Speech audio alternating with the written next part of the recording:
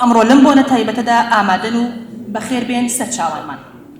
بەڕێزان، ئامادەبوونی ئێوە نمایندەی هەستی پڕبایەخی ئێوەیە بۆ ئەو گرنگی کە دەیدەنە بواری گەشەی ئەکادمی و پەرەپێدانی توانای زانین و پێشکەوتنی نیشتیمان. ئەمڕۆ کە لێرە کۆبووینەتەوە ئامانجمان تەنیا بیستنەوەی زانیاریە زەخیرەکراوەکان نییە، بەڵکو ئامانجمان بیرکردنەوەیە بۆ فێربوون و بۆ گۆڕان، نەک تەنها بە مەبەستی دۆزینەوەی وەڵامەکان، بەڵکو بە مەبەستی پرسینی پرسیارە ڕاستەکان.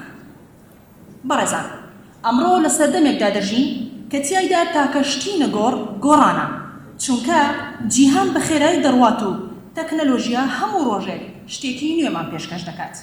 لەگەڵ ئەمانشدا بازاڕی کار بەردەوام خۆی دەگۆڕێت و داواکاری و پێداویستیەکانی دوێنێ بە تەواوەتی جیاوازن لە هی ئەمڕۆ. لەم نێوەندەدا باشترین پرسیار کە بیپرسین ئەوەیە ئاخۆ چۆن خۆمان ئامادە بکەین بەرەو ئایندە. فەیلسوفە کۆنەکان باسی ئەوەیان دەکرد کە مرۆڤ بە سروشت بە دوای زانین داوێڵە، بەڵام ئەمڕۆ ئێمە دەزانین کە تەنها زانین بەتەنیا بەز نییە، بەڵکو لەگەڵیدا پێویستیمان بە توانای جێبەجێکردنی ئەم زانینە هەیە، پێویستیمان بە دانایی هەیە و پێویستیمان بە لێهاتووی هەیە تا لەگەڵ سەردەمدا هاوشان بین. ئەمڕۆ لێرە ئێمە دەبینین کە چۆن دامەزراوەیەکی پیشەیی ڕۆژانە شەڕی ئەم لەگەڵ سەردەمی بوو نەدەکات و خۆیان و ئێمەش ئامادە دەکەن بەرەو ئایندە. بەڕێزان، دامەزراوەی پیشەیی مات تەنیا ناوەندێکی ڕاهێنان و بڕوانامەبەخشین نییە، بەڵکو ئێرە دیدگایەکی تری نوێیە بۆ دووبارە ڕوانینەوە لە ئایندە و بازاڕی کار. لە دامەزراوەی پیشەیی مات ئێمە وەبەرهێنان دەکەین لە توانای قوتابیانمان و دەرگا دەکەینەوە بەرەو دەرفەتی نوێ و دەستکەوتی نوێ. هەڵبەتە لە دامەزراوەی پیشەیی مات گەورەترین دەستکەوت لامان تەنیا ئەوە نییە کە زۆر بزانین، بەڵکو گرنگترین دەستکەوت ئەوەیە کە فێری پڕکردنەوەی پێداویستیەکانی بازاڕ بین و فێری چۆنیەتی فێربوون بین. ئێمە دەواازەی هۆشیاری هۆشمەندی ئاوەڵا دەکەین بۆ ئەو قوتابیانەی کە دەیانەوێت بە ئامادەیەکی تەواوە هەنگاو بنێنە بازاڕی کارەوە و خزمەت بە خەڵک و نیشتیمان بکەن. ئامادەبوونی ئازیز، وەک لاوتزە و فەیلسوفی چینی دەیفەرموو گەشتی هەزارانی بە یەک هەنگاو دەست پێ دەکات. ئەمڕۆ ئێمە لێرە ئەم هەنگاوە دەنین. بۆ ئەم مەبەستە ئێستا دەست دەکەین بە پێڕەوکردنی چالاکیەکانمان. لە دەستپێک و پێشەکی هەمووشیاندا دەزانین ئێمە بەرلەوەی لە هەر پێ و ئاسێک دارین، کوردی، نەبەردی، سەرهەڵندی، نەبەزین و نابەزین. لەگەڵ ئەوەشدا خاوەنی هەزاران شەهیدی نەمەین. بۆیە بۆ دەستپێکی بۆنەکەمان داواتان لێ دەکەم بۆ ڕێزی گیانی شەهیدان و خەباتی ڕزگاری خوازی گەرەکەمان بفەرمونە سەر پێ و بەدەم سرودی ئەیڕەقیبەوە دەست لەسەر سن ساتە گیانی شەهیدانەکانمان بکەین.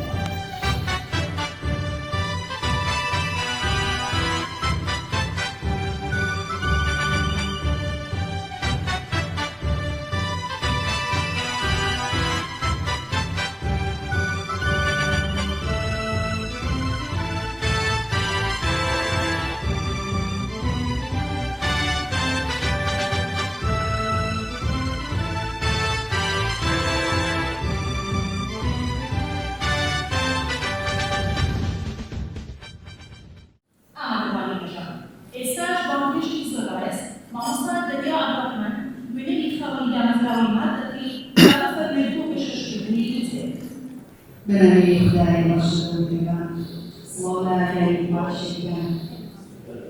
آرزان میوانی هجا، بنامي دامزراوی شیء مدوا بدو خیاطی آرزان کن. اما دنتان لم کنفرانسا مای فخرشناسی معنا. هندل قانونی که هزار گیما وزیاد قسمت دنی بیشتر کاریم که بازار تجارت و کاران و تعداد دعوایی تبدو تبدی شیعه. بارزان، ایمان اکادمیای پیشینات اسمان باگوری اکی سرشامان کردووە بۆ دۆزینەوەی مشتەرەکان و هەوڵدان بۆ بڕکردنەوەیان بە تایبەت داوای تەکنۆلۆژیای مۆدرن و ڕۆڵ و گرنگی لە بازاڕی کاردا. بۆ ئەم مەبەستەش هەمیشە ئێمە وەک ئەکادمیای پیشەیمات و ستاف و مامۆستایانمان هەرچەند گوارمان هەبوو بێت لەپاڵ ئەرک و چالاکی ڕۆژانەماندا هەمیشە بیرمان لە لای داهاتوو پێداویستی و سەبوویەتی بازاڕی کار بۆ کاری جدیمان بۆی کردووە. بۆ ئەم مەبەستەش بە هاوکاری و بە هەماهەنگی لەگەڵ لایەنە پەیوەندیدارەکان لە وەزارەتی پەروەردە هەوڵمان داوە کە لە بەرنامە و پرۆگرامی خوێندنماندا گرنگی تەواو بە تەکنۆلۆژیای مۆدێرن بدەین، چونکە باوەڕمان وایە تەکنۆلۆژیا لە دنیای ئەمڕۆدا تەنها هەڵبژاردە نییە، بەڵکو پێویستیەکی هەنکەیە. پێشکەوتنە تەکنۆلۆژیەکان لە بنەڕەتەوە شێوازی کارکردن و جۆرێکی کار و پێهاتووی پێویستیان لە بازاڕی کاردا گۆڕیوە. زۆرێک لە کار و پیشە تەقلیدیەکان گۆڕانکاری ڕشەییان بەسەردا هاتووە و لە بەرامبەردا دەرفەت و هەلی کاری نوێ لە بوارەکانی تەکنۆلۆژیا و خزمەتگوزاری و تەکنیکی و پیشسازی نوێدا ڕەخساوە. لەبەر ئەوە بازاڕی کاری ئەمڕۆ زیاتر لە جاران پێویستی بە سەرچاوەی مرۆیی و کارامە و لێهاتووی لەم بواری تەکنۆلۆژیای پیشەیی و کارامەی تەکنۆلۆژی هەیە. بۆ ئەم مەبەستەش ئێمە خۆمان بە شیا و شایستە دەزانین بۆ هەڵگرتنی بەرپرسیارەتی پێگەیاندنی ئەو نەوەیەی کە بازاڕی کار چاوەڕوانێکی و پێویستی پێیەتی. و هەر لەم منبەرەوە داوا لە بەڕێز وەزیری پەروەردە دەکەین لە ڕێگای پێگە و دەسەڵاتی خۆیانەوە کاراسانیمان بۆ بکەن لە ڕێگای دەرکردنی بڕیار و یاداشتێکەوە و لە کۆمپانیا پەیوەندیدارەکان بە تایبەت کۆمپانیا پیشەییەکان و کۆمپانیاکانی بواری نەوت و گاز و پاڵاوەکان بکەن کە لە کاتی سەردان و بەسەرکردنەوە زانستیەکانی قوتابیان و مامۆستایانمان کاراسانیمان بۆ بکەن و هاوکارمان بکەن، هەماهەنگی ڕاستەوخۆمان هەبێت بۆ ئامادەسازی لاوی کارساز بۆ بازاڕی کار. دووبارە بەخێر بێن بژی کورد، بژی کوردستان بەردەوام بێت کاروانەی زانست و فێرکردن. زۆر سپاس بۆ زۆر بەڕێز مامۆستا دەریا. وشەکانی ئێوە نیشاندەری ئەو بەڵێنە بەهێزەیە کە دامەزراوەی پیشەیی مات پێوە پابەندە بۆ فراهەمکردنی سیستەمێکی پەروەردەیی و فێرکاری ئاستبەرز. سپاس بۆ ئێوە و بۆ هەر مامۆستایەکی تر کە کار دەکات و بە دیرێکی ڕوون و ڕۆشنەوە خزمەت دەکات. ئازیزان، ئێستاش بۆ پەڕیشانازیەوە میوانێکی زۆر تایبەتمان لەگەڵا، میوانێک کە بەرپرسیارەتی قورسی لەسەرشانە، بەرپرسیارەتی داهاتووی نەوەیەکی تەواو، میوانێک کە ڕۆژانە کار دەکات بۆ پێشخستنی ناوەندە پیشەییەکان لە هەرێمی کوردستان، بۆ باشترکردنی سیستەمی خوێندن، بۆ دڵنیابوون لەوەی کە هەر قوتابیەک لە ناوەندە پیشەییەکاندا دەرفەتی خوێندنی شایستەی بۆ دابین کراوە. ئەویش زۆر بەڕێز مامۆستا ئەحمەدگەل بەڕێوەبەری گشتی ناوەندە پیشەییەکان. بۆ ئەمە بەستا داواکاری لاوەڕێزیان با بفەرمێت بۆ پێشکەشکردنی وتەیەک. باش زۆر سپاس بەلای وەزارەتی پەروەردە، زۆر سپاسی دامەزراوەی ما یاخودی مانگەیەک ئەکادمی پیشەی ما دەکەین بۆ ڕەخساندنی ئەم فستیڤالە کە خۆی بەخۆیەوە ئەو پێم وایە یەکێکە لە بەرهەمەکانی پێشکەوتنی خوێندنی پیشەیی لە کوردستان. دیارە پەیمانگای ما وەک هەر پەیمانگایەکی تری کە لەلایەن وەزارەتەوە مۆڵەتی پێدراوە بۆ ئەوەی ئەکە کاری خۆی جێبەجێکاتن، یەکێکن لەوانەیە کە دەتوانم بڵێم لە چوارچێوەی وەزارەتی پەروەردە برەویانداوە بە پێشخستنی خوێندنی پیشەیی و بەرهەمداریش بوونە. بۆیە لێرە من بەناوی وەزارەت سوپاسیان دەکەم و دەتوانم هەوڵ بدەم ئەو دەرفەتەش بخۆزمەوە بۆ چەند سەرنجێک و تێبینێک لە بواری پێشکەوتنی خوێندن لە سنووری وەزارەتی پەروەردە بە شێوەیەکی گشتی بە تایبەتی تایبەتمەند بە خوێندنی پیشەیی. دیارە بە خۆتان ئاگادارن لەو چەند ساڵی پێشوو کە کۆمەڵە قەیرانی زۆر ڕوبەڕووی هەرێمی کوردستان بووە لە زمانی ئەوانە هەر لە شەڕی نەگریسی داعش لە پاشان نەخۆشی کڕۆنا و قەیرانی مەسلەی بودجە بڕێنی بودجە و کەمیم و چە و هەموو ئەو مەشاکلانە کە ڕوبەڕووی ڕاستەوخۆی حکوومەتی هەرێمی کوردستان بوونەوە، وەزارەتی پەروەردە وەگەشێک لە وەزارەتە خزمەت گوزاریانە کە ڕاستەوخۆ کاریگەر و تەئسیری دەخرێتە سەر. بۆیە خۆشبەختانە وەزارەت نەکرد سیز نەبوو یا قولاواز نەبوو بەرامبەر ئەو قەیرانانە، پێشکەوتنی گەورەشی تۆمار کردووە. لەوانەیە لە دەرفەتێکی وایە دەرفەت دەبێ من هەموو ئەو پێشکەوتنانی وەزارەت باسکەم، بەڵام لێرە ئەوەی کە زۆر پێویستە سەرنج بکەین لەسەر ئەوەی بەڕاستی ئەگەر لە بیرکاندی هەر لە پێشەوەی نەخۆشی کڕۆنا کە وەزارەت ناچار بوو بەڕاستی بتواني کارێک بکات کە لە مودەیەکی دەتوانن بڵێ هەموو پرۆگرامی خوێنی تۆمار کرد هەم بەدە هەم بەوێنە فێرکردن بۆ نمونە ئێستا سیستەمی پەروەردەمانەیە کە سیستەمێکە تاکە سیستەمە کە توانیتی پەروەردە لە قۆناغێکی زۆر گەورە بۆ قۆناغێکی گەورەتر پێش بکات یعنی بۆ نمونە ئێستا هەموو پیشەکاری کارژێڕی پیشەکاری دارایی پیشەکاری میلاد میلاچی مامۆستا میلاچی قوتابی خوێندکار سیستەمەکانی ناو قوتابخانەکانی هەمووی ڕێک بخاتن واتە هەر بەڕێزێک ئێستا دەتوانین بە کلیکێک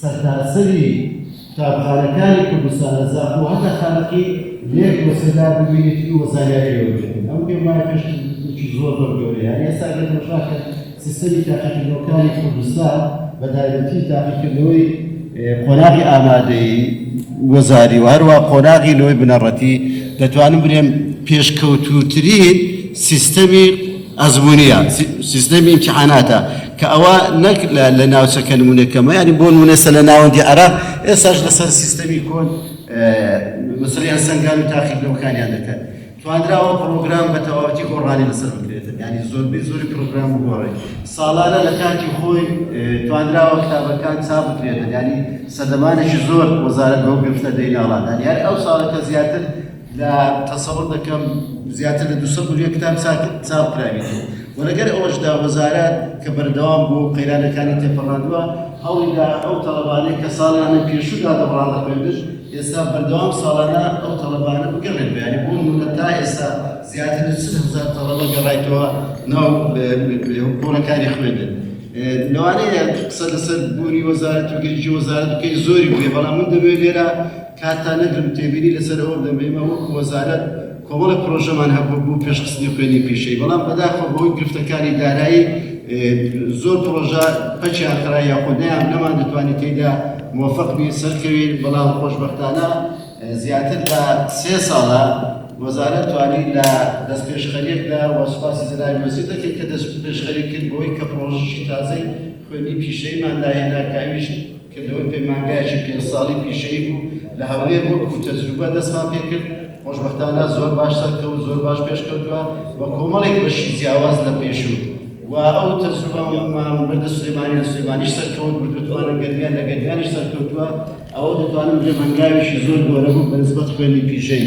و هەروەها ئێستاش لە پرۆژەیەکمان لەبەردەستدایە کە هیوادارین ئەم ساڵەکە بۆ ساڵی خوێنی ئەو ساڵکە بتوانین بیخەینە ئەنجام دیسان لە هەولێر وەکو تەجروبە دایدەنێت ئەویش ئەوەیە ئێمە ئامادەی پیشەیەکانی ئێستامان بە تەدریجی وردە ڕادەگرین لە جێی ئەو ئامادەی پیشەی بە بەش جیاواز دەکەینەوە واتە ئەوە پلانی ئێستا لە بەردەستماندا هەیە نزیک بۆ 12 بۆ 15 پیشەی جیاواز کە بەسراوەتەوە بە بازاڕی کاری کوردستان ڕاستەوخۆ دایدەنین لەو ئامادەیانەی کە دەمانەوێت بکەین بۆ ئەو ساڵ لەوانەیە لە هەولێر 3 بۆ 5 ئامادەیی پیشەی بە بەشی جیاواز کە ئەو بەشانە بەشی تازەن بەسرانەوە بە بازاڕ بکات و هەروە ئەو ئامادەی پیشانی لەمە دوای دەکەینەوە خۆناغی دوا قۆناغ دانیگرین لە 3 ساڵە قۆناغی یەکەم خوێندنی فێربوونی زمانی ئینگلیزی قۆناغی دووەم و سێمی دەکەینە سیستەمی خوێنی دوانە واتە 100 ڕۆژ لە خوێنی لە ناوەندی ئامادەیەکە خوێندنی ئەکادمی دەخوێنی ڕۆژەکانی لە ڕووی پراکتیکیەوە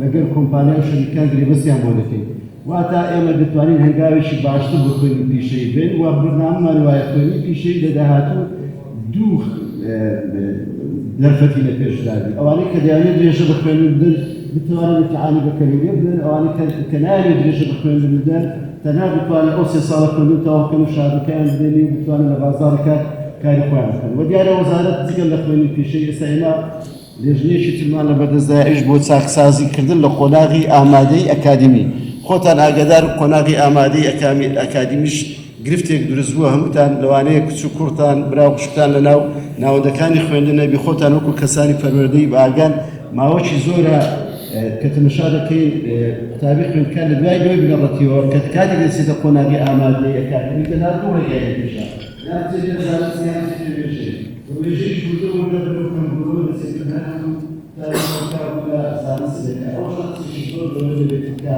تاریخەکاری ئێمە ئەدەبی دەخوێنین مێژوو دەخوێنین جوگرافیا دەخوێنین نەتوانین شارەزای وڵاتی خۆی وڵاتانی دنیای نەتوانین ئەدەبیاتی خۆی بزانین دەتوانێت زمانەکەم بڵێنەوە کردێکی گەورەیە بۆ ئێستا نەمێشتێکی چاکسازی خوێندنی ئامادەی ئەکادمیمانەیە ئەوەش هیواداری بۆ ساڵی دووساڵتر گۆڕانکاری لە قۆناغی ئامادەی ئەکادمیش دەکەین لەوەی کە بەشی ئامادەی لە بەشی وێژەی زانستی کە هەوڵ بدەیت چەندین بەشی جیاواز بکەین و یاخود بە شێوازێک پرۆگرامەکە بەخێر کە تاریخ خوێندکار لە خۆی دوازدە ئارەزومەند بیتن کە دەتوانێت تاقیکردنەوەی زانستی بکاتن یاخود تاقیکردنەوەی وێژەی بکاتن یاخود هەر شتێکی کە ئەو کاتە دەرفەتەبی بێڕەچێنێت.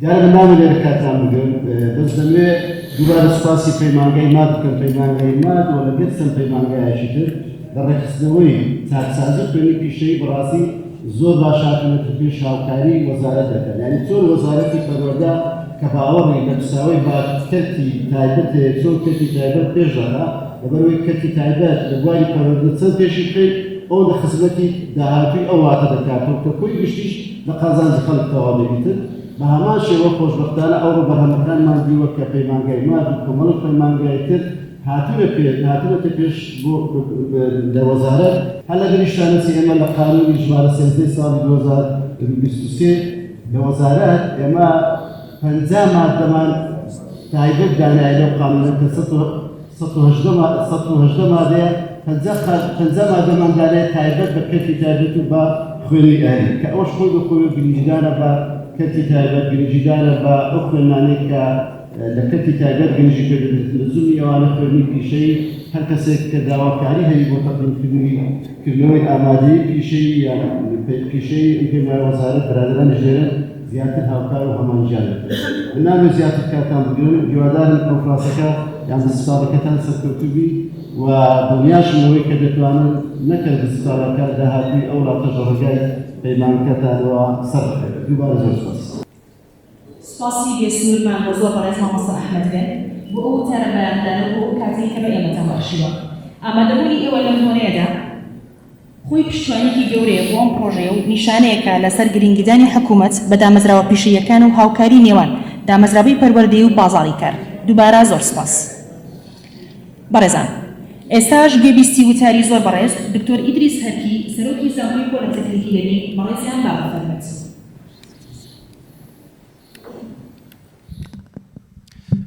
بەناوی خۆی گەورە و میهرەبان هەموو لایەک بەخێر بێن پێشەکی زۆر سوپاس بۆ ئەکادمیای مات بۆ بەستنی ئەو کۆنفرانسە و ئەم چالاکیە بەڕێزان وەکو هەموو لایەکمان ئاگادارین لە سەرتاسەری جیهان ئەمڕۆ بابەتی خوێندن چ لە پەروەردە و چ لە خوێندنی باڵاش یان ئامانجەکانی خوێندن گۆڕانکاری زۆری بەسەرداهاتووە.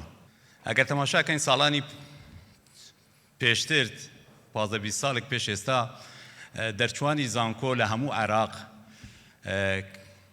کاریانەوە بوو کە ببنە کادری حکوومەت ببنە فەرمانبەر لە دەستگاکانی حکوومەت هەر لە دوای دەرچوونیان حکوومەت هەمووی ئەوانەی کە دەرچوونە لە زانکۆ و پەیمانگاکان شوێنێکی بۆ دەکردنەوە و دای دەمەزراندن. ئەگەر تەماشای سەرتاسەری جیهان بکەین ئەمڕۆ ئەم کارە زۆر جیاوازە زۆر گۆڕایە ئەوەی کە دەخوێنێت چ لە پەروەردە و چ لە خوێندنی باڵا چ لە پەیمانگا و چ لە زانکۆکان بێ ئامانجەکەی ئەوەیە کە ببێتە کادیرێک لە بازاری کار بۆ ئەوەی بتوانێت لە بازار هەلی کار بەدەست بێنێتن. بۆیە گۆڕانکاری لە پەروەردە و بەرنامە و پرۆگرامەکانی خوێندنیش زۆر زۆر پێویستن و لەگەڵ ئەمەشدا بۆ ئەوەی زیاتر لەگەر بازاردا بگونجێن دەبێت گرنگیەکی تایبەتتر بە خوێندنی پیشەیی بدرێتن. خۆشبەختانە ئێمە لە وەزارەتی خوێندنی باڵا و لە زانکۆکان بە تایبەتی گرنگیەکی زیاتر لە ساڵانی پێشتر بە بواری تەکنیکی و پیشەیی دراوە. ئێستا لە کوردستان 5 زانکۆی تەکنیکی خوێندن تێدا دەخوێندرێتن و چەندەها پەیمانگای تایبەت پەیمانگای تەکنیکی لە کوردستان کراونەتەوە. خۆشبەختانە ئەوەی ئاگادارینە وەزارەتی پەروەردەش بە هەمان شێوە گرنگیەکی زیاتر بە پەروەردەی پیشەیی درراوە ئەوە جێی دڵخۆشیە چونکە بە ئاڕاستەیەکی تەواودا دەڕواتن ئومێد دەکەین ئەوە بەردەوام بێتن چونکە گۆڕانکاری تەکنەلۆجیای سەردەم یا خێرایی گۆڕانکاری تەکنۆلۆژیای سەردەم پێویستی زیاتری بە پەروەردە و خوێندن هەیە و هەروە بۆ ئەوەی لەگەڵ بازاری کاریشدا بگونجێن. بێجگە لەماش لەگەر بازاری کار ئێستا کە لە جیهان تاکیدی لەسەر دەکرێتەوە ئەو خاڵەیە ئەو حەفدە ئامانجەکانی UN کە لە ساڵی 2015ەوە دەرچووە تاکید دەکرێتەوە کە لە هەموو پرۆگرامەکانی خوێندن لە هەموو بەرنامەکانی خوێندن پێویستە جێبەجێ بکرێت کە تایبەت و پەیوەستە بە بابەتی ژینگە و بە بابەتی ئابووری و بە بابەتی یەکسانی بابەتی ئەوەی کە هەمومان بزانی ئەو ژینگەی کە تێدا دەژین ژینگەی تەنیا ژینگەی ئێمە نیە بەڵکو ژینگەی نەوەکانی دواڕۆژیشمانە. لەسەر ئەمانە پێویستە پرۆگرامەکانی خوێندن دابدرێت و پێویستە دووبارە هەموو لایەک پشگیری ئەو هەنگاوانە بکەین بە تایبەتی ئەو هەنگاوی وەزارەتی پەروەردە کە زیاتر گرنگی بە بابەتی پەروەردەی پیشەیی بدرێتن و بتوانین لەگەڵ بازاری کاردا گەنجەکانمان پێ بگەینن. دووبارە زۆر سوپاس و دەستخۆشی دووبارە لە ئەکادیمیای ماد دەکەم بۆ ئەو چاڵاکیانە و هەموو لایەکیش بەخێر بێن. زۆر سوپاس.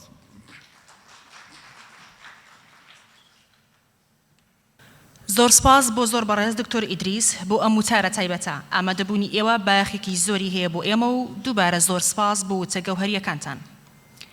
ئازیزان، ئێستاش میوانێکی تری زۆر تایبەتمان لەگەڵا لە ئینستیتوتی داهێنان و نوێگەری کوردستان کە وەک دامەزراوەیەکی بواری نوێگەری یارمەتی کارساز و داهێنەرە گەنجەکان دەدەن تا خەونەکانیان بکەن بەڕاستی. بۆ ئەمە بەستا داوا لە زۆر بەڕێز دکتۆر ئازاد بەڕێوەبەری کوردستان ئینۆڤیشن ئینستیتیوت دەکەین بفەرمێت بۆ پێشکەشکردنی وتەیەک. بەڕێز بێریڤان خان،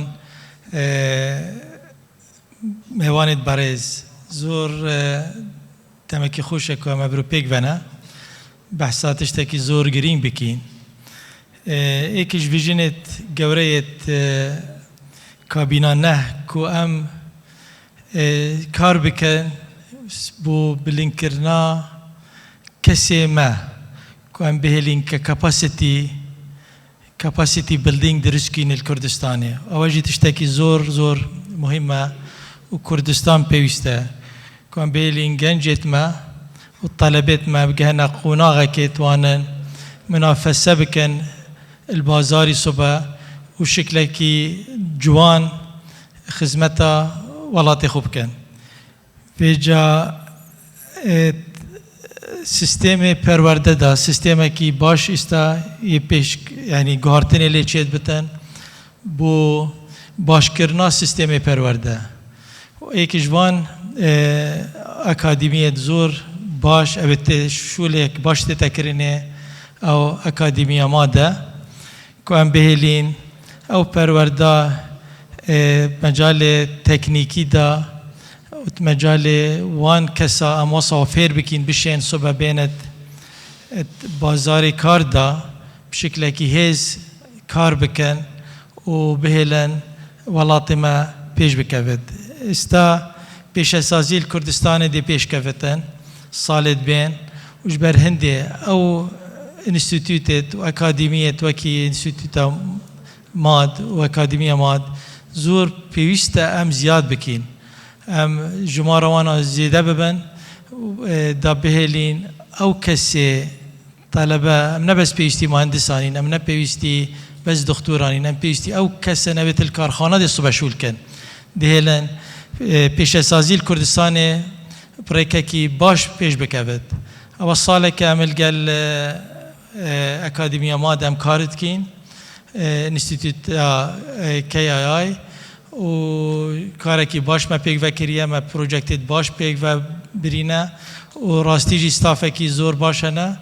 بێژا ئیشەڵا کارێ مە پێک ڤە دێ بەردەوام بتەن و هین هەر سەرفراز بن و خزمەتە وی وڵاتی. زۆر سوپاس. بەڕێزان ئێستاش بینەری ڤیددیویەکی بیندراو دەبین تایبەت بە دیدی دامەزراوی پیشەیی مات ئەم ڤیددیوە نمایشی ئەم کارانە دەکات کە بەشەکانی دامەزراوی پیشەیی مات بە ئەنجامی گەیاندون و بەیەکەوە سێری ئەو بوارانە دەکەین کە قوتابیان تیایدا کار دەکەن و خەونەکانی ئەو قوتابیانە دەبینین کە ڕۆژانە بۆ بەدیهێنانی کار دەکەن و تێدەکۆشن فەرموون بینەری بن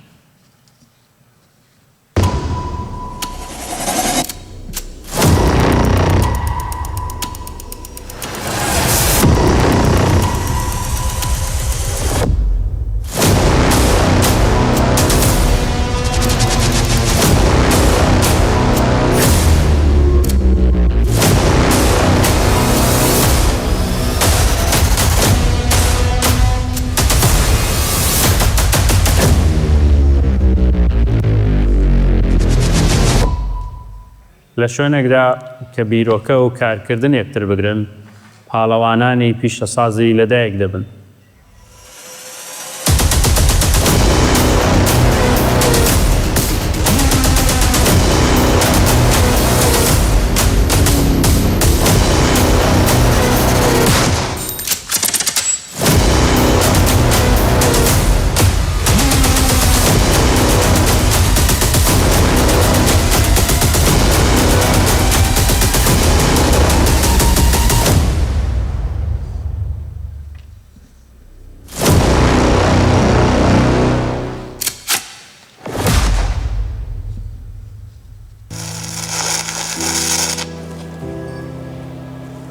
هەر لکاندن نییە بەڵکو پەیمانێکە بۆ پیشەسازی و کوالیتی و وزەی وڵات. ئەمڕۆ دەرچووەکانمان لە پرۆژەی گرنگەکانی نەوت کار دەکەن. ئەوان سەلماندویانە کە شایستەی متمانەی پیشەسازی.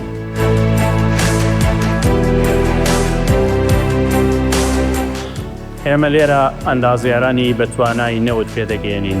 ئەو ئەندازیارانەی داهاتووی وڵاتیان دەگرناستۆ.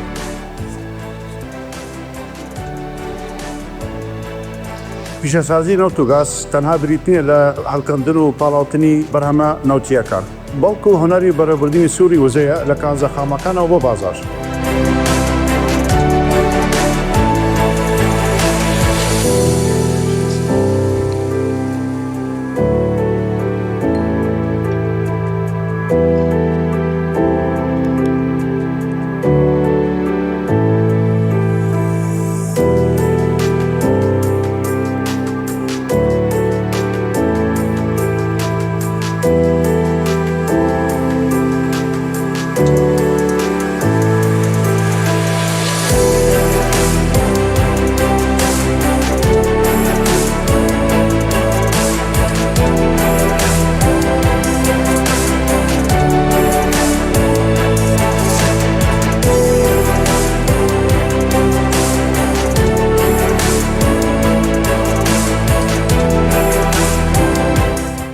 بەڵێ لێرەین لە ئەکادیمیای مات شوێنێک کە داهێنان و پسپۆڕی داهاتوی وزەی وڵات بنیاد دەنێت.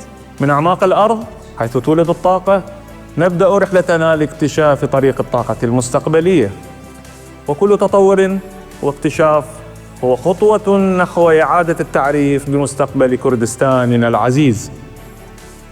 ئێوە دەزانن مات ڕێڕەوەیەکە بۆ پێگەیاندنەوەکانی داهاتی وڵات. مات هەڵبژاردە نییە بەڵکو پێویستێ بۆ نەوەکانی داهاتوومان. دەستان خۆش بێت ڤیددیویەکی بەهێز بوو بە بڕوای من پێمە لای ئێوە شەروا بوو بەڕۆنی نیشانیدا کە ئەمە ئەمڕۆ بۆچی لێرەین. بەڕێزان بۆ ئێستا پشوەیەکی 15 بۆ 20 خولەکی وەردەگرین و لە میانی ئەم پشوەدا دەتوانن چایەک یاخود قاوەیەک بنۆشن و لەگەڵ یەکتریدا گفتوگۆ بکەن لە دوای پشوەکە دەگەڕینەوە.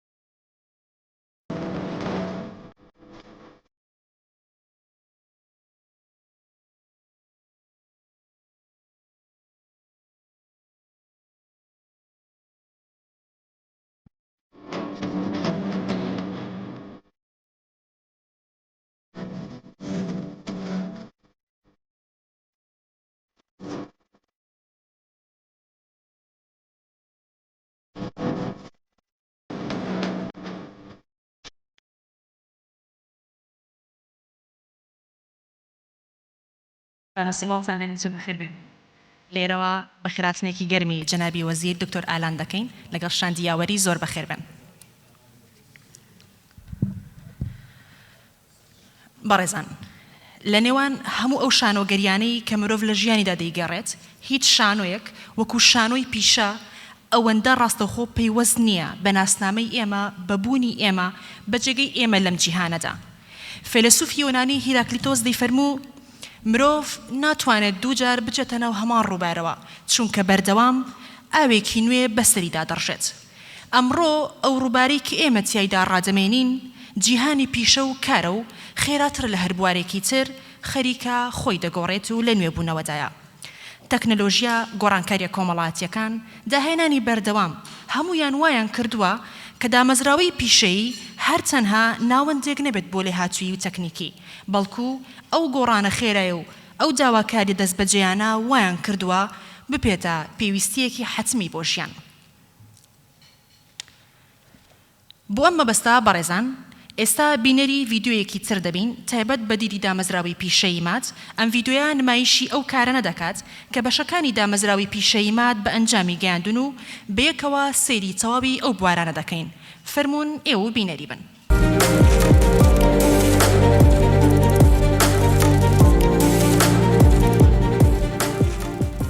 من ئەندازیار جەلال ئەبوبەکر پەروین، پسپۆری بواری ڕۆبۆتیک و مێکاترۆنیک لە ئەکادمیای مات. بەشی ڕۆبۆتیکتان پێ دەناسێنم کە پێک هاتووە لە بەشی ئەندازیاری میکانیک، ئەندازیاری کارەبا، ئەندازیاری پرۆگرامینگ، سۆفتوێر ئەند کۆنترۆل. ئامانجی ئێمە لە ناو ئاکادمیای مات دیزاینکردنی ڕۆبۆتهایەکی پێشکەوتووە بە مەبەستی دانەبڕان لە دنیای تەکنۆلۆژی و داهێنان و چاکردنی نوێترین بەرهەمەکان.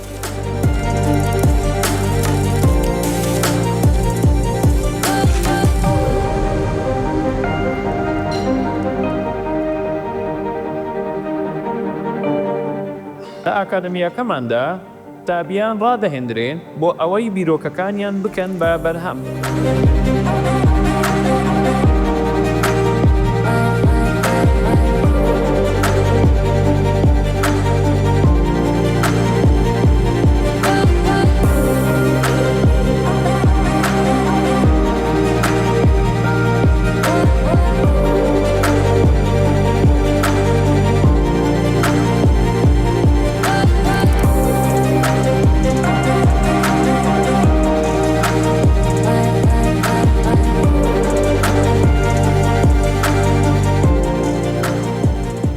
دەستکەوتەکانی ئێمە لەم ساڵدا بەرهەمهێنان و دیزاینکردنی جۆرەکانی جیاوازی ڕۆبۆت و بەشداری پێکردن لە پێشبڕکێ و فستیواڵەکانی ناوخۆیی و نێودەوڵەتیە.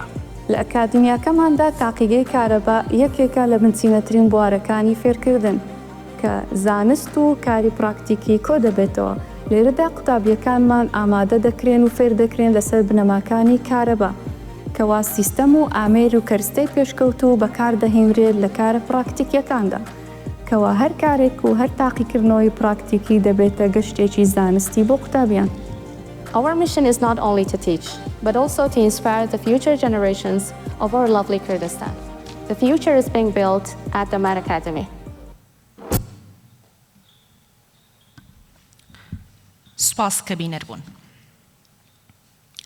بەڕێزان، پاڵپشت بەم باسە ئەمڕۆ پسپۆرێکی تایبەتمان لەگەڵا کە بۆمان باس دەکات چۆن ئەم بوارانە نەک هەرچەنیا بنەمای ئابووری و پێشکەوتنن، بەڵکو دەواازن بۆ جەهاتوویەکی گەشتر و ئایندەیەکی ئەمنتر.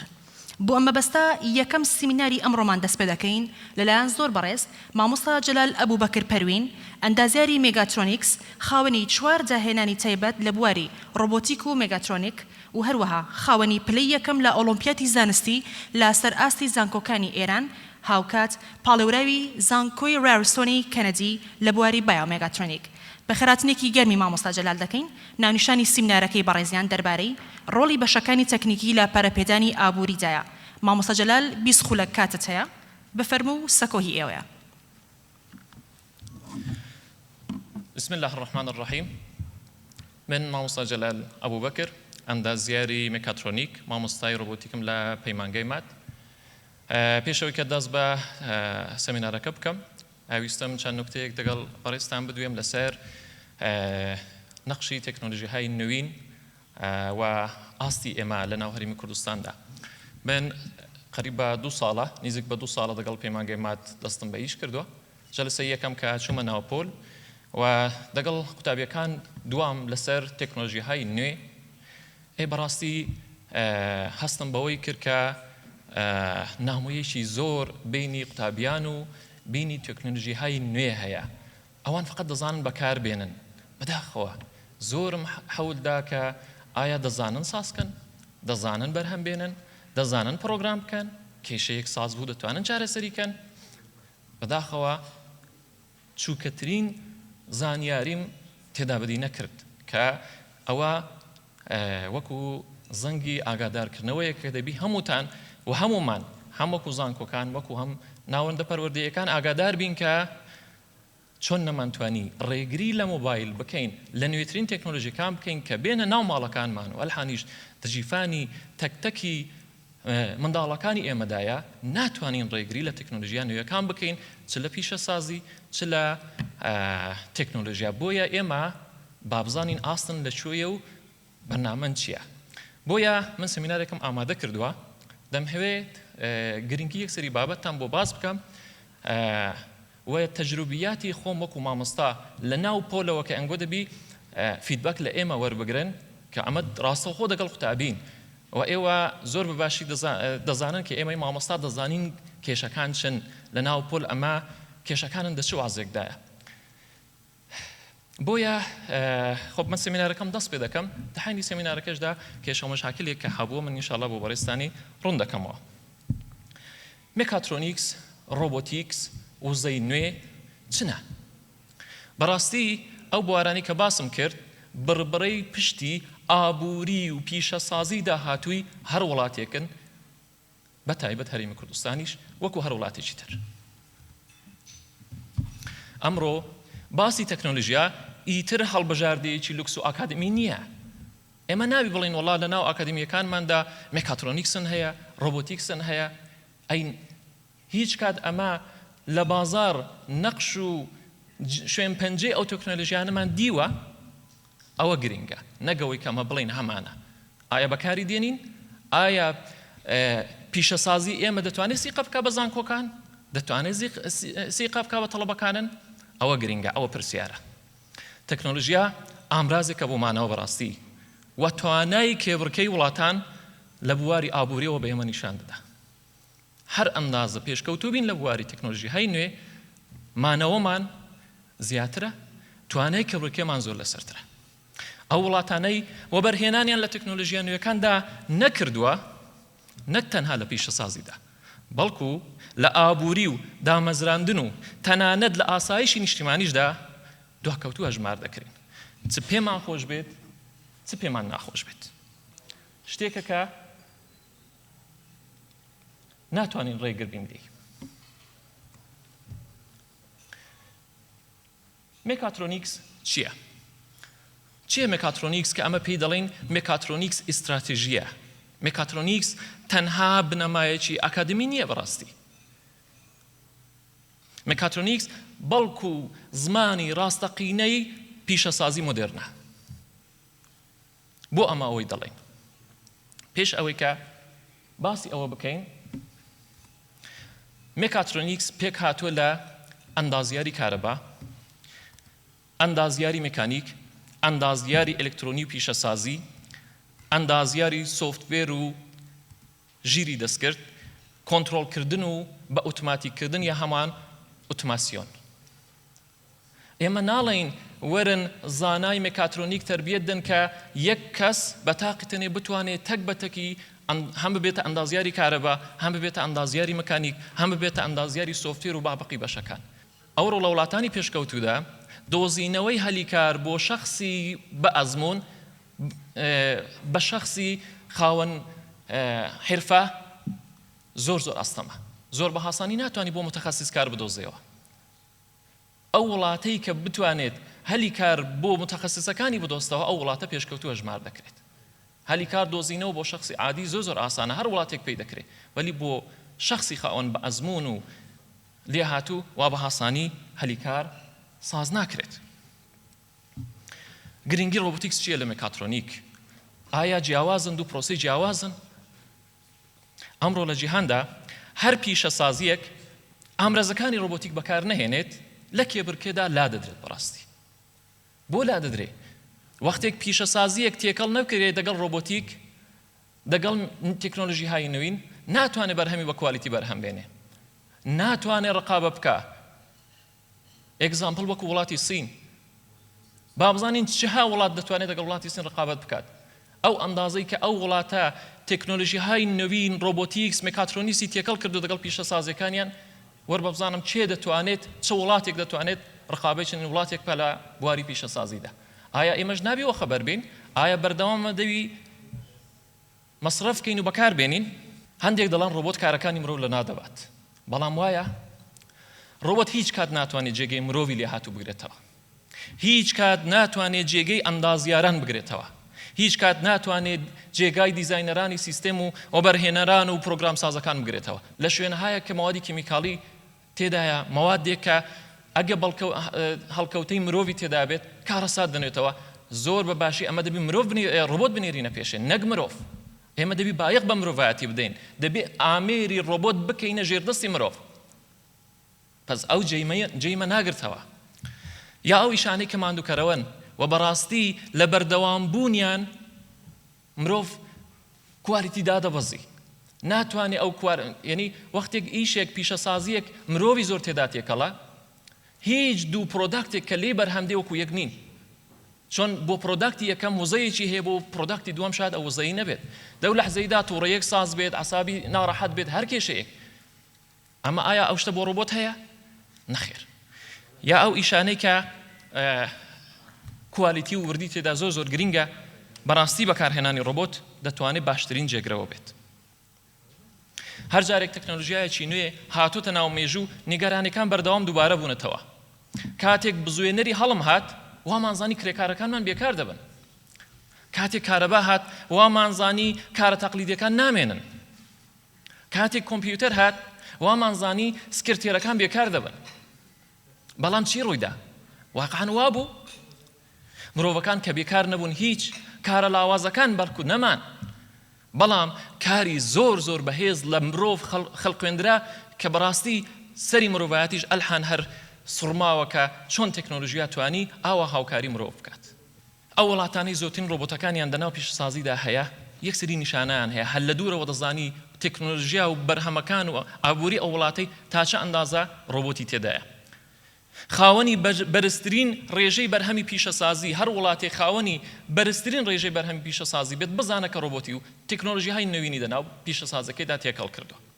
کەمترین ڕێژەی بێکاری هەبوو مەخسوسن بۆ کەسە شارەزایەکانیان بۆ کەسە متەخەسیسەکانیان بزانن کە تەکنۆلۆژیای نوێنیان بەکارهێناوە و هەر کات هەناردەی زۆریان هەبوو بزانن کە حتمما تەکنۆلۆژیای نوێیان بەکارهێناوە. بۆچی ئەمنەوەی داعایە دەکەم؟ چۆن ڕۆبۆت بەرهەمهێنان زیاد دەکات. بەرهەمهێنان بە کوالیتی بەرز و بە کوالیتی بەرز زیاد دەکات و بەرهەمهێنانی بە کوالیتی بەرزیش واتە بەرهەمهێنانی زیاتر. تۆ کوالیتیت بەرز بوو تەڵەبت زیاد دەبی، مشتریت زیاد دەبی، تەڵەب لەسەر بەرهەمەکانت ساز دەبی. کە بەرهەمهێنانت زیاتر کرد واتە بازارێکی گەورەت ساز کرد. کە بازاری گەورەت ساز کرد بە واتای دامەزراندنی تایبەتمەندە. توانیت هەلی کاری باش بۆ متەخەسیس بڕەخسێن. ئەگەر ڕۆبۆت دروست نەکەین چ دەبی؟ بەڵێ ئەگە ئێمە ڕۆبۆت دروست نەکەین وڵاتانی تر دروستی دەکەن. و ئەگەر نەزانین چۆن پلانی بۆ دابڕێژین وڵاتێکی تر کۆنتڕۆلی ئابووری پیشەسازەکەی تو دەکات. پێن خۆش بێت یا پێن ناخۆش بێت. یان ئێمە دیزاین دەتوانین بکەین پرۆگرامیان بۆ بنووسین یا ئەگە بەکارن هێنا کێشیان بۆ ساز بۆ چاشیان کەینەوە دەتوانین جوابی ئەو پرسیارانە بە ئێوە دەسپێرم. ئەگەر کریەکارانی لێ هاتوو ئەمە ڕانەهێنین چی ڕوودەدات؟ بەڕاستی پرۆژەکانم ڕادستی کۆمپانیە بیانەکان دەکرێن. دراوی بیانیمان لە دەست دەشتە دەرێ و کێشەی ئابووریمان بۆ دەنێنێتەوە. ئەگە کرێکاری لێ هاتوو بەکار نەهێنین خاترجەم بن پیشەسازیشی لاوازمان دەبێت. بڕیاردانی ئابووری ئاگادار بن بەڕاستی بۆ حکوومەتیش وابەستە دەمێنێتەوە. بیهەوێ هەر بڕیارێکی بدات ناتوانێت پشت بەستی بە نیروی کاری ناوخۆیی چۆن هیچی لە بەردەست نییە یا زۆر کەمی لە بەردەستی یا زۆر بە ئاست لاوازە. چارەسەر چییە؟ ئەمە ئەو هەموو باسی ئەو بابەتەمان کرد با بزانین چارەسەرەکان چنە. پێویستە دامەزراوە پیشەیەکانی وزارەتی پەروەردە لەسەر بنەمای پێداویستی ڕاستەقینەکانی پیشەسازی داهاتوو خوێندکاران ڕابهێن. زۆر کات دەبینین کە من ئەوەم بە بەرچاو دیوە چەندین کۆمپانیا سەردانم کردوونە چەندین جار داوام کردو لە شوێنە پیشەسازەکان کە ڕێگە بدەن قوتابەکانن بۆ گەشتی زانستی بێنین. ئی بەڕاستی لە جوابیان من سرم سوڕماوە. جەنابەت گرنگە بزانی خاوەن پیشە خاوەن سەنعەت دەبی جەنابەت بڵێ کە متخەسس نیروی کارت بۆ تەربیەت بدەن لە زانکۆکان. ئەدی ئیشی زانکۆ چییە؟ ئەدی ئەو هەموو مەسروفەی کە وەزارەتی پەروەردە دەیکات ئەو هەموو زانکۆیانە ئەو هەموو بۆ چییە؟ ئەدی قەرار لە چۆ بەکاریان بێن؟ پێشنیازەکانی ئێمە بۆ چارەسەر دەستنیشانکردنی ئەولەویەتەکانی نیشتیمانی گرنگە بەڕاستی زانکۆکان ئاگادار بکرێنەوە کە بڕیاری حکوومەت بۆ پێشکەوتنی وڵاتە چییە؟ لە چ بەشێکمە دەمان هەیە خۆمان بەخۆت بکەین دیاری بکەن بۆ زانکۆکان. با زانکۆکان بەرنامەی بۆ دابڕێژن با نەفەرە متخەسسەکانیان لەو بوارەدا تەربیەت بدەن. پابندکردنی کۆمپانیاکان و خوێندکاران بە مەشقی پیشەسازی ڕاستەقینە نەک سەر سەفرەیەکی علمی سەرەکی. لانی کەم قوتابیان مەجبور بکرێن ساڵێک لەو شوێنە و لەو معاملە ئەوەی کە بە نەزەری خوێندویانە بە پراکتیکالیش بیبینن و هەم پیشەسازی بیهەوێ و هەم پەروەردە قوتابیان مەجبور بکات. ئەو شتە بە سەفرەیەکی علمی عیلاج ناکرێ. سەفرەیەکی علمی هیچ دەستکەوتێکی نییە، فقط چاولێکردنێکە و هیچی تر. بەشداری ڕاستەوخۆی کۆمپانیاکان لە داڕشتنی پلانی خوێندن پرۆگرامەکانی خوێندن زۆر گرنگە بەڕاستی. هێستا ئەمە نازانین چمان دەوێت پیشەسازی نازانێت چی دەوێت و ئەمە نازانی دەبێت و نیرۆکارێمە تربیەتی دەدەین بۆ چۆیە؟ ئایا قەرارەمە تربیەتیان دەین بڕۆن کۆچ بکەن؟ بۆ ئێرانیان تربیەت دەدەین بۆ تورکیایان تربیەت دەین بۆ وڵاتی دراوسیان تربیەت دەین بۆ چۆ؟ دروستکردنی سیستمێکی نیشتیمانی پێویستە. بۆچی؟ بۆ پێداویستەکانی کار. ئەمە ناڵین بۆ مانگێکی تر هەلیکارن بۆ ڕابگەێنن.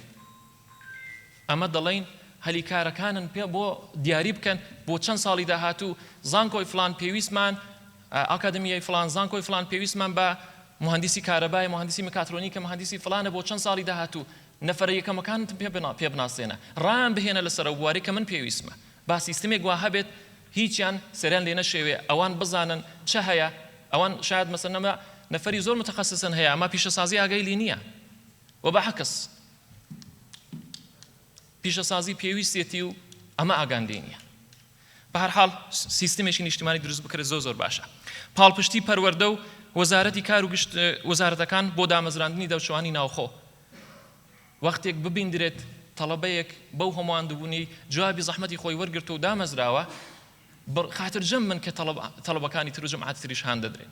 ئەمە هەرسی قەن نەبێ بە هەلیکاری ناوخۆی ئەی برام چەندین جار ئەمە هەل دەدەین بە نیروی بیانی دێن هەڵە دەکەن چا دەکەنەوە دێ چەند جاریش ئیزن بدەین تەڵەبەکانی خۆنەوەی شێ بکەن بە ئەوانیش خەراکەن و چاکەنەوە.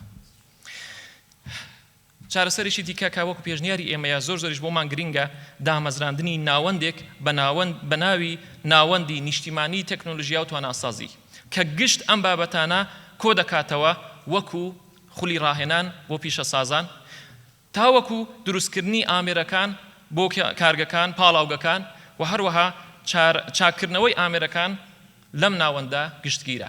ئەوەش پێشنیارێکە کە ئینشەڵڵا لەو سێمینارەوە ئێمە وەکو ئاکادیمیای مات ئامادەین بۆ ڕاهێنانی هێزێکی کاری تایبەتمەند و پابەندیش بە ئەخلاق لەگەڵ پێداویستەکانی بازارەکانی هەرێمی کوردستاندا بگونجێت و ئەمە ئەومان بە کردار تاقی کردێتەوە بە کرداریش کردومانە و سەلمێندومانیشە پێویستی بە بڕیارێکی بوێرانەیە. ئەو بڕیارە چ بێت؟ هاوکاری نێوان دەستگاکان و دیدێکی نیشتیمانی بۆ پەروەردەی تەکنیکی و ئەندازیاری. ئەو ئیشە بە تاقتێنە ئیشی ئێمە نییە بە تاقتێنێ ئێم دەستێک بە تاقتێنە تەقەی نایە پێویستمانە هاوکاری هەمومانی پێویستە. داهاتووی هەرێمی کوردستان تەنها لە نەوت و گازدا نییە و دەوێت سنووردار نییە بەڵکو داهاتوو لە مێشکی تەک بە تەکی گەنجەکانی ئەو وڵاتەدایە. دەتوانرێت تەکنۆلۆژیا بکردرێت بەڵێ پارەمان هەیە زۆر دەوڵەمەندی ئەمە ئایا توانای دروستکردنمان هەیە؟ توانای دروستکردن دەبیت ڕابهێندرێ ناکردرێ بە پارە ناکردرێ. وەکو نمونەیەکی پراکتیکاڵی ئێمە چەند ساڵێکە دەستن پێکردو بە کارکردن لەسەر وزە نوێبیەکان مەخسوسەن وزەی دانانی سیستەمهای تاقەشەمسی و بەکارهێنانی وزەی خۆر باڵای 10 مێگاواتمان ئێمە وەکو ماتپاوەر بۆ ماڵەکان قوتابخانەکان معمەلەکان سیستەمهای وزەی خۆرمان دامەزراندەوە.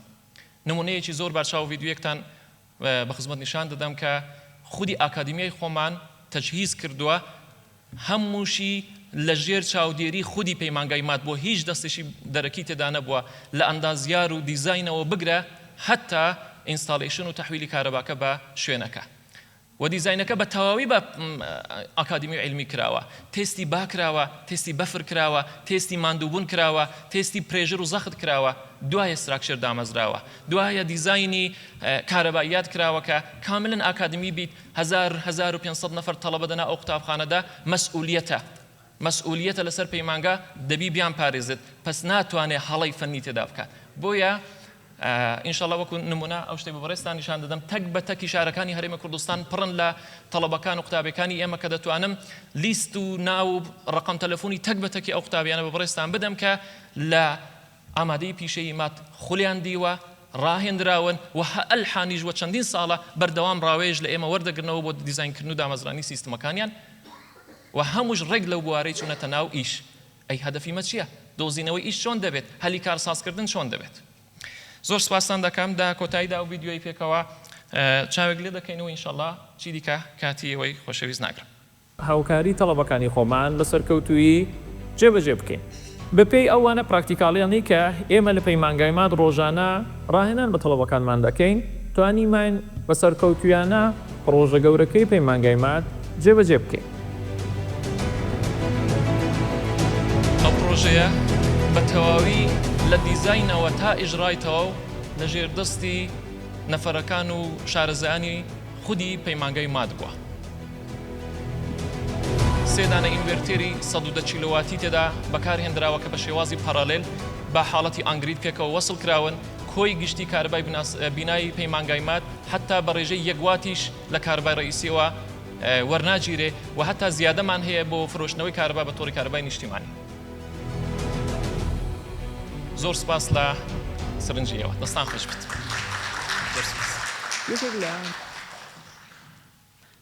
زۆر سپاس بۆ زۆر بەڕێز مامۆستا جەلال بۆ ئەم سیمینارە بە پێزەی بەڕێزیان زۆر باش ڕوونیان کردەوە کە چۆن بەشە تەکنیکیەکان بنەمای پێشکەوتنی ئابوورین هاوکات زۆر باش ڕوونی کردەوە کە لە هەر نیشتیمانێکدا گەنجان نەک تەنها بەشێکن لە ئێستا بەڵکو سەرچاوەی داهاتوون ئەگەر سامانە سەرەکیەکانی وڵاتانی تر نەوت و زەوی و سامانە سروشتیەکان بن ئەوە سامانە ڕاستەقینەکەی هەر نەتەوەیەک مێشکی گەنجەکانیەتی چونکە ئەو مێشکەی کە بیر دەکاتەوە داهێنان دەکات و چارەسەری کێشەکان دەکات هاوکات دەشتوانێت وڵات بەڕێوە بەرێت بەڕێزان ئێستاش بینەری ڤیدیۆیەکی تری تایبەت دەبین کە تیایدا قوتابیانی دامەزراوی پیشەی مات لە پێناو ئایندەی خۆیان و نیشتیمانەکەیان کار دەکەن و تێدەکۆشن فەرموون بینەری بن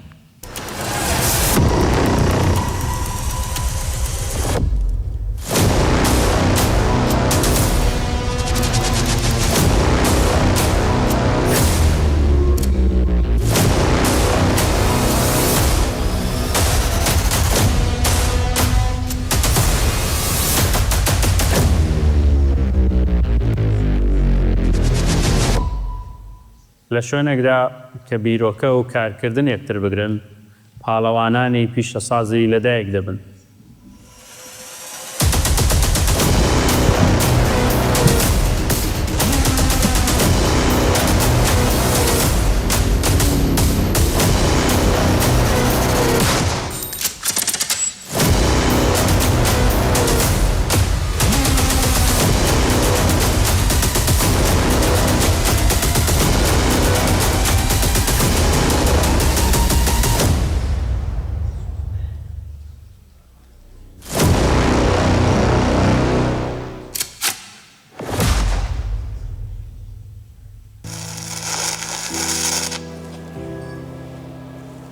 هەر لکاندنێک لکاندن نییە بەڵکو پەیمانێکە بۆ پیشەسازی و کوالیتی و وزەی وڵات ئەمڕۆ دەرچووەکانمان لە پرۆژەی گرنگەکانی نەوت کار دەکەن ئەوان سەلماندویانە کە شایستەی متمانەی پیشەسازی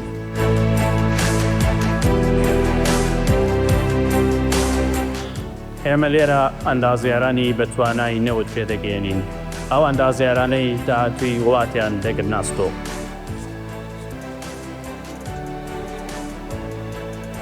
پیشەسازی نەوت و گاز تەنها بریتنیە لە هەڵکەندن و پاڵاوتنی بەرهەمە نەوتیەکان بەڵکو هۆنەری بەڕێوەبردننی سووری وزەیە لە کانزەخامەکانەوە بۆ بازار.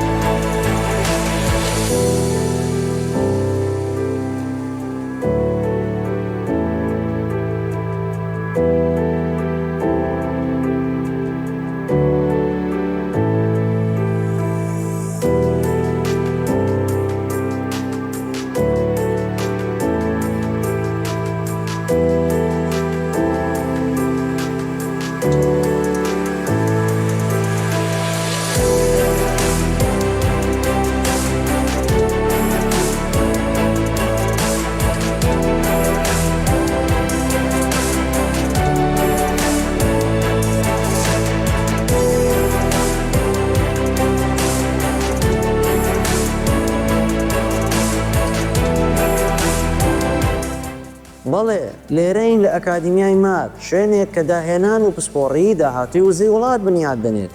من أعماق الأرض حيث تولد الطاقة نبدأ رحلتنا لاكتشاف طريق الطاقة المستقبلية، وكل تطور واكتشاف هو خطوة نحو إعادة التعريف بمستقبل كردستاننا العزيز. ئێوە دەزانن مات ڕێڕەوەیەکە بۆ پێگەیاندنەوەکانی داهاتی وڵات مات هەڵبژاردە نیە بەڵکو پێویستیە بۆ نەوەکانی داهاتوومان. سپاس کە بینەر بوون. بەڕێزان، ئێستاش گوێبیستی سیمیناری دووەم دەبین لەلایەن زۆر بەڕێز مامۆستا شایان محەممەد ڕەسوڵ شارەزا لە بواری نەوت و لکاندنی تایبەت و هەڵگری بڕوانامەی AWS هاوکات هەڵگری بڕوانامەی ASNT. ئەمڕۆ بەڕێزیان بابەتێکمان پێشکەش دەکەن بە ناونیشانی ڕۆڵی بەشەکانی نەوت و لکاندنی تایبەت لە پێشکەوتنی تەکنیکی و ئابووریدا. بەڕێزیان بیسخولەکیان هەیە با بفەرمون. بەخێر بێن بەڕێزان. من مامۆستا شایان مامۆستای تەکنیکی پیشەسازی نەوت و گاز لە ئاکادمیای مادم. ئەوڕۆ باز لە یەکێک لە گرنگترین بوارەکانی پیشەسازی دەکەین کە پایەیەکی سەرەکیە بۆ داهات و گەشەسەندنی پیشەی وڵات و ڕەخساندنی هەلی کار بۆ هەزاران گەنج. بەڕێزان، لێرەدا پرسیارەکە ئەوەیە: بواری نەوت و گاز لە دامەزراوە پیشەیەکانی سەر بە وزارەتی پەروەردە چۆن دەتوانێت بەشداری لە ئابووری و ڕەخساندنی هەلی کار بۆ گەنجان بکات؟ یەکەم سوودی گرنگ بریتیە لە دامەزراندنی و ڕاهێنان بە کارمەندانی لێهاتوو پسپۆر لە تەمەنێکی بچووکەوە. خوێندکارانمان کارابەی پراکتیکی وەک بنەماکانی سەرەکی سەلامەتی، ئاشنابوون بە سیستەمی ئامێرەکانی پاڵاوگا نەوتیەکان، دیزاین و دروستکردنی سیستم پایپینگەکان، تێستکردنی سیستم پایپینگەکان و هێڵی بۆ ڕێی گواستنەوەی نەوت و غاز، کۆنتڕۆڵ و بەکارهێنانی ئامێرە نەوتیەکان و هەروەها دروستکردن و چاکردنەوەی ئامێرە نەوتیەکان فێر دەبن. بەڕێزان، خوێندنی پیشەی لە ئاکادمیای ماد بە نوێترین سیستەمی جەهانی کە ڕاهێنان بۆ فێرخوازانی دەکات کە سێ بنەمای سەرەکی بابەتە تێۆریەکان، بابەتە سۆفتوێرەکان و بابەتە کردارەکان دەگرێتە ئەستۆی. بەڕێزان، ئاکادمیای ماد ڤۆرکشۆپ و مختبەرەکانی بە نوێترین تەکنۆلۆژیای سەردەم و ستانداردە جیانەکان و هەروەها پسپۆڕی پێویست بۆ بازاڕی کاری کوردستان و عێراق دیزاین کردووە. بەڕێزان، هەروەک دکتۆر ئیدریس باسی ئەو بابەتەی کرد، کێشەی سەرەکی دانەمەزراندنی گەنجانی ئێمە و دەرچوانی بەشی پیشەیەکەمان گرنگینەدانی دامەزراوە پیشەیەکانی سەر بە وزارەتی پەروەردە بە بابەتە کردارەکان و سۆفتوێرەکانە کە پەیوەندیان نییە بە ئەو بابەتە پیشەیانەی کە دەیخێنن. هەر بابەتێکی پیشەیی لە دنیادا ئیستاندارد و سۆفتوێری تایبەت بەخۆی هەیە. ئەگەر فێرخواز لەسەر ئەو سیستمە ڕانەهات بێ، ناتوانێت لە بازاڕی کاری ئەو بابەتە خۆی بدۆزێتەوە. بۆیە ئاکادمیای ماد بە پێی ئەو سیستمە چۆتە پێشەی. بەڕێزان، و یەکەم شوێنە لەسەر ئاستی کوردستان و عێراق کە بە پێی سیستمە جیهانیەکان دەچێتە پێشێ. بەڕێزان، ئێستاش سرنجتان بۆ بابەتانەی کە ئێمە لە ڤۆرکشۆپەکان فێری فێرخوازەکانمانی دەکەین ڕادەکێشم. بابەتی یەکەممان ڤۆرکشۆپی مکانیکیە. فێرخوازەکان فێری تەندروستی و سەلامەتی لە ڤۆرکشۆپەکان دەکەین. ئامرازەکانیان فێر دەکەین. هەموو ئەو کەلوپەلە دەستیانەی کە لە پیشەی خۆیاندا پێویستە کاران پێ بکەن و پیان ناسن ئێمە لە ڤۆرکشۆپەکانی خۆمان بۆمان دابین کردو و ڕاهێنانیان پێ دەکەین. بابەتی دوایی بابەتی جیهازی تۆڕنەیە. لە مەیدانی نەوتەکان بۆ چاکردنەوەی ئامێرەکان جیهازێکی سەرەکی کە لەوێیشی پێ دەکرێت جیهازی تۆڕنەیە کە ئێمە دابینمان کردو لە ڤۆرکشۆپەکانی خۆمان و ڕاهێنان بە فێرخوازانمان دەکەین. بابەتی دواییمان بابەتی لەحیمە. بابەتی لەحیم یا پای ڤێلدینگ لە بواری پیشەسازی نەوت و غاز. بەڕێزان، دوای دەرهێنانی نەوت لە مەیدانی نەوتەکان یەکێک لە گرنگترین بابەتەکان بابەتی لەحیمە کە لە هەموو دنیادا بە پێی ئیستانداردی AWS دەچێتە پێشێ و هەر کەسێک بێت لەو بوارەدا ئیش بکات دەبێت بە پێی ئیستانداردەکانی AWS ڕاهێنرا بێ و بڕوانامەی سەر بە شەریکەی AWS ئەمریکایە بێت. بەڕێزان، لێرەوە پێتان ڕادەگەێنم ئاکادمیای ماد وەکو یەکەم شوێن لەسەر ئاستی کوردستان و عێراق ئەو شێوازی ڕاهێنانە بە فێرخوازەکانی دەکات. و پەیمانگاکەمان ئاکادمیاکەمان هەستاوە بە ڕێکەوتن لەگەڵ نوێنەرانی شەریکەی AWS بۆ وەرگرتنی بڕوانامەکانیان بۆ فێرخوازەکانمان. ئەوەش لە دوای ئەوەی کە ڤۆرکشۆپەکانمان بە پێی ڕێنمایی و ئیستانداردەکانی وان دیزاین کرد و ڕاهێنانی تایبەتیان بۆ مامۆستاکان و ستافەکانمان کرد. بەڕێزان، فێرخوازانمان دوای ئەوەی کە ڕاهێنانیان لەو بوارە کرد و لە کاتی دەرچووندا ئەو شادانەیان پێدەبەخشێت و هەلێکی کاری زۆر باشیان لە مەیدانی نەوتەکانی کوردستان و عێراق بۆ دەرەخسێنرێ. بەڕێزان ئەو شەهادانە نێودەوڵەتین وە لە عێراق و دەرەوە عێراقش بڕوا پێکراون. ئەوە ئەو شەهادەیە کە سەر بە جامعەی AWS American Building Society.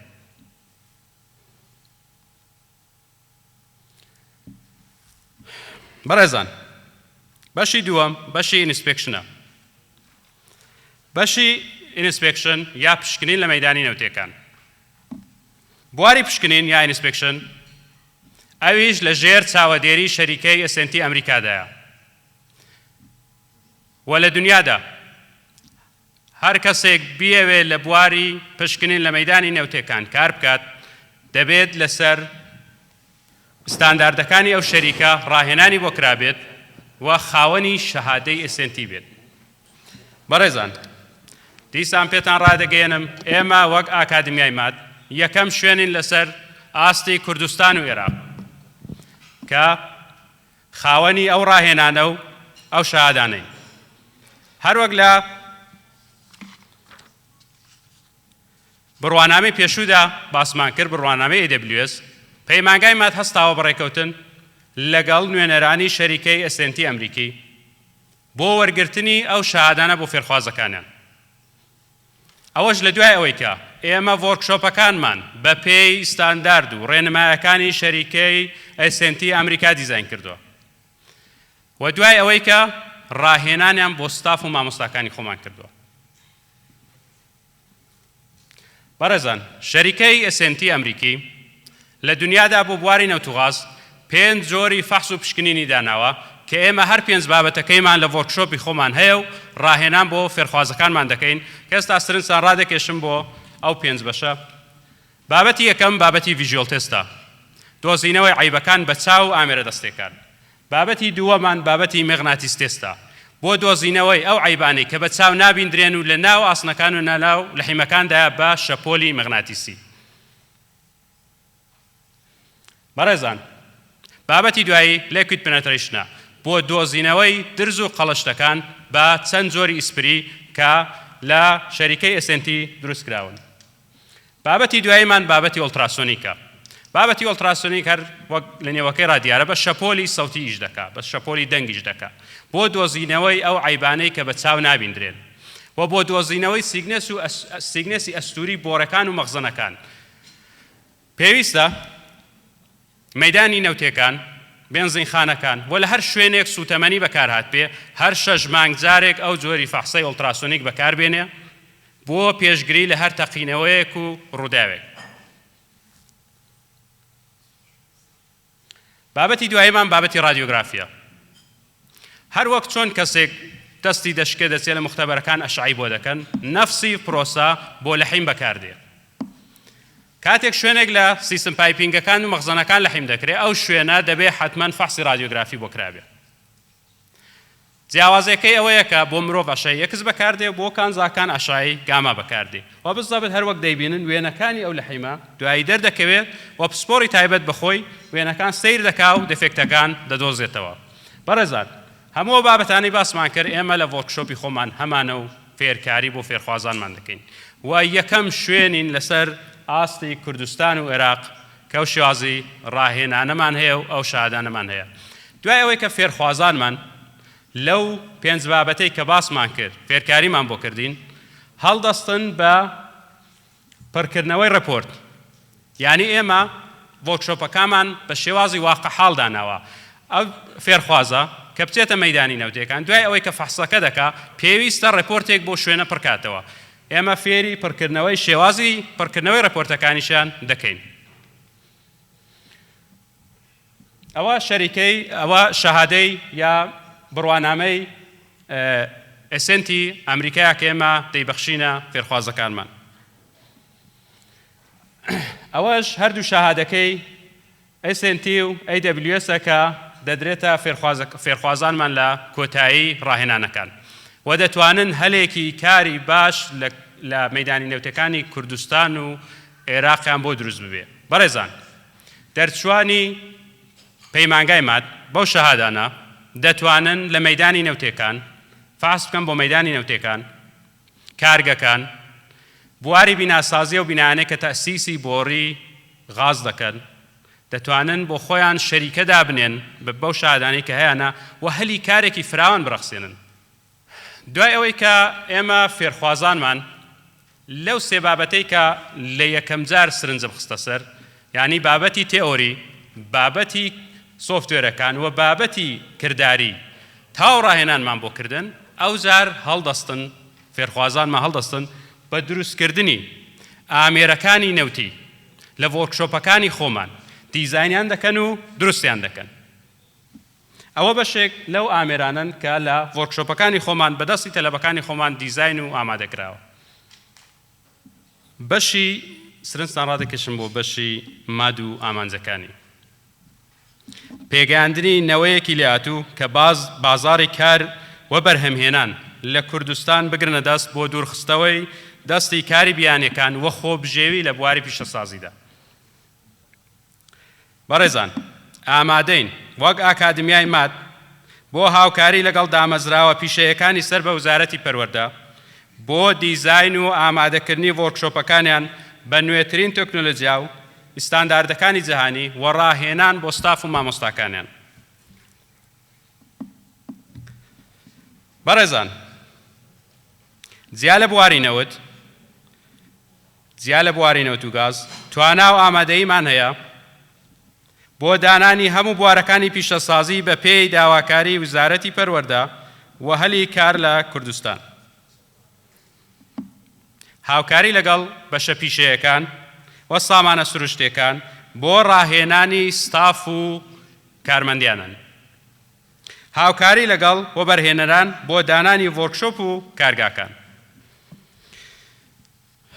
بەڕێزان، لە کۆتاییدا لە ڕوانگەی ئابوورێەوە تا هێزی کاری ناوخۆ زیاد بکات، تێچووی بەرهەمهێنان کەم دەبێتەوە، داهاتی نیشتیمانی بەهێز دەبێت، پشتبەستن بە وڵاتانی دەرەوە کەم دەبێتەوە، دامەزراندن زیاد دەکات و ئاستی بێکاری کەم دەبێتەوە. بەڕێزان، دامەزراوە پیشەیەکانی سەر بە وزارەتی پەروەردە سەرچاوەیەکی زۆر باشن بۆ هەموو ئامانجانەی باسمان کرد.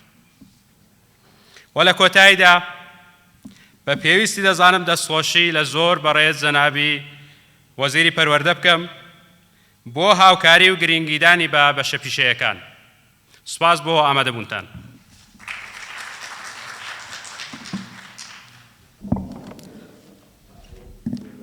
زۆر سپاس بۆ زۆر بەڕێز مامۆستا شایان. بەڕێزان، ئێستاش داوا لە زۆر بەڕێز جەنابی وەزیری پەروەردە دەکەین بفەرمێت بۆ دابەشکردنی ڕێزلێنان. زۆر بەڕێز مامۆستا شایان ڕەسوول با بفەرمێت بۆ وەرگرتنی ڕێزلێنان.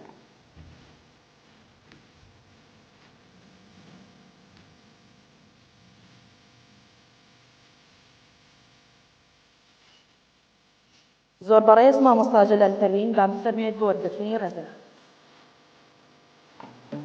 ئاڵایەکمان هەیە ڕەنگی دڵبەندە و دەشەکێتەوە، هەر ڕەنگێک لە ڕەنگەکانی چیرۆکێک دەگێڕێتەوە.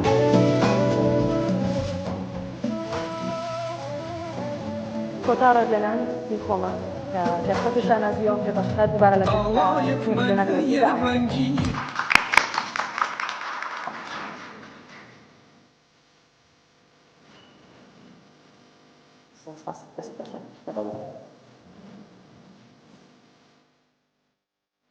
بەڕێزان، باوزەیەکی حەکیمانی ڕۆمانی کۆچایی پێدەهێنام کە دەیفەرموو دوێنێ من زیرە بووم بۆیە دەمویست جیهان ببووە، بەڵام ئەمڕۆ من دانام بۆیە خۆم دەبووە.